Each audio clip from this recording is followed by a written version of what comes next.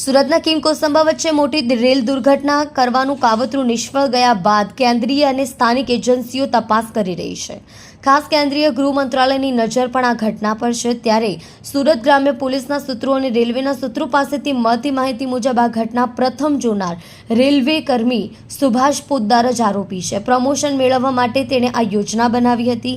પોતે જ પેડલોક કાઢ્યા હતા. એનઆઈને સૌથી પ્રથમ સુભાષ પર શંકા ગઈ હતી, કારણ કે 71 જેટલા પેડલોક કોઈ સામાન્ય વ્યક્તિ ઓછા સમયમાં કાઢી શકે નહીં. જ્યારે ઘટના પ્રકાશમાં આવી એ પહેલા 3 ટ્રેન ત્યાંથી પસાર થઈ, પરંતુ ત્રણેય ટ્રેનના લોકો પાયલટને કોઈ પણ શંકાસ્પદ વસ્તુ નજર આવી નહોતી. કોઈ પણ ફૂટપ્રિન્ટ કે અન્ય શંકાસ્પદ વસ્તુ ઘટના સ્થળેથી મળી આવી નહોતી, જેથી એનઆઈને પહેલેથી શંકા હતી કે સુભાષ ખોટું બોલી રહ્યો.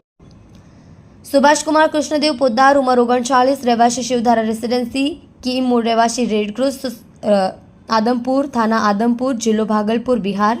મનીષકુમાર સુરદેવ મિસ્ત્રી, ઉંમર 28, રહેવાસી E44, રેલવે કોલોની, કિમ, તાલુકો ઓલપાડ, સુરત, મૂળ રહેવાસી અંકોડી, પટના, બિહાર.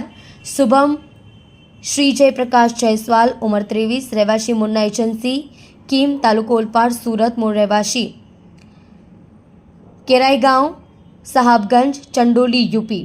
એસીપી હિતેશ જોઈસરે જણાવ્યું હતું કે સુભાષ સૌથી જૂનો કર્મચારી છે. 9 વર્ષથી રેલવેમાં નોકરી કરે છે. મનીષ છેલ્લા 1.5 વર્ષથી કામ કરે છે. ત્રીજો શુભમ છે, કોન્ટ્રાક્ટ પરનો લેબર છે અને એ થોડા દિવસથી જ આવ્યો છે. સુભાષના કહેવાથી મનીષે તેની સાથે રહ્યો અને આ કૃત્યને અંજામ આપ્યો છે. આમાં મુખ્ય આરોપી સુભાષ છે. ત્રણેય આરોપી ટ્રેક મેન્ટેનન્સની ટ્રેકમેન્ટ તરીકેની જવાબદારીઓ નિભાવે છે.